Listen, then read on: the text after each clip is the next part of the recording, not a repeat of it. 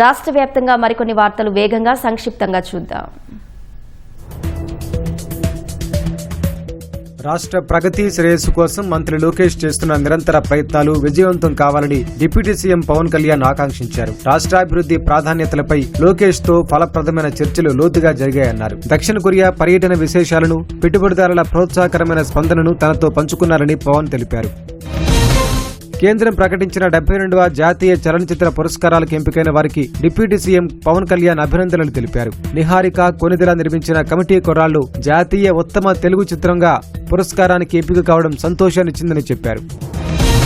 రాష్ట్రంలో golf tourism అభివృద్ధి, తద్వారా పర్యాటక రంగాన్ని బలోపేతం చేసే అంశాలపై పర్యాటక శాఖ మంత్రి కందుల దుర్గేష్, క్రికెట్ దిగ్గజం, గోల్ఫ్ క్రీడాకారుడు, పీజీటీఏ అధ్యక్షుడు కపిల్ దేవ్తో సమావేశమయ్యారు. ఢిల్లీలో పర్యటిస్తున్న మంత్రి దుర్గేష్ రాష్ట్రంలో గోల్ఫ్ టూరిజం విస్తరణకున్న అవకాశాలపై ఆయనకు వివరించారు.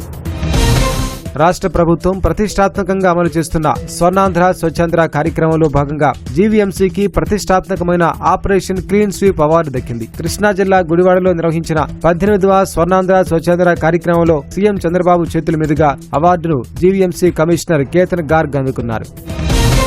విజయవాడలో కొత్త ప్రభుత్వ ఆసుపత్రిలో కోవిడ్ కేసు నమోదైంది. 13 ఏళ్ల బాలికకు కోవిడ్ పాజిటివ్ గా నిర్ధారణ కావడంతో ప్రత్యేక వార్డులో వైద్యులు చికిత్స అందిస్తున్నారు. అంబేద్కర్ కోనసీమ జిల్లా ఉప్పలగుప్తం మండలం ఎస్ యానాం వద్ద ఆటో బోల్తా పడి 2 కూలీలు మృతి చెందారు. ఎన్ కొత్తపల్లి, వాడపల్లి పాలెనికి చెందిన 14 మంది కూలీలు అల్లవరం మండలం సామంతకూరులో చెరువులో చేపలు పట్టేందుకొచ్చి తిరిగి ఇళ్లకు వెళ్తుండగా ప్రమాదం జరిగింది. నంద్యాల జిల్లా బోడెమ్మనూరులో కుందూ నదిలో మునిగి అత్తాకోడలు మృతి చెందారు. గ్రామానికి చెందిన ఫకీర్ బీబీ, రసూల్ బీ గొర్రెలు మేపేందుకు కుందూ నది వద్దకెళ్లారు. జీవాలు నదిలో దిగడంతో వాటిని కాపాడేందుకెళ్లి గొంతలో ఇరుక్కొని 2 మృతి చెందారు.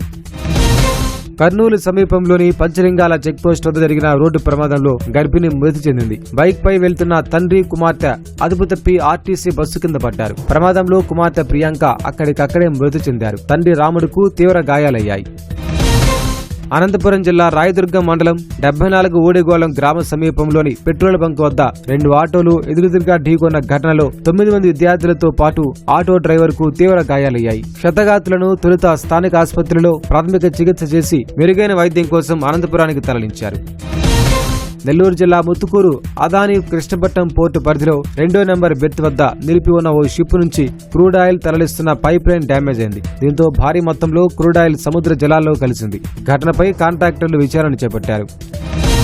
కడప జిల్లా ప్రొద్దుటూరులో గంజాయి ముఠా నుంచి పోలీసులు 4 కిలోల గంజాయి స్వాధీనం చేసుకున్నారు. నెల్లూరు జిల్లాకు చెందిన మహిళతో పాటు కడప జిల్లాకు చెందిన 2 యువకులను అరెస్టు చేసినట్లు ఏఎస్పీ విభూ కృష్ణ తెలిపారు.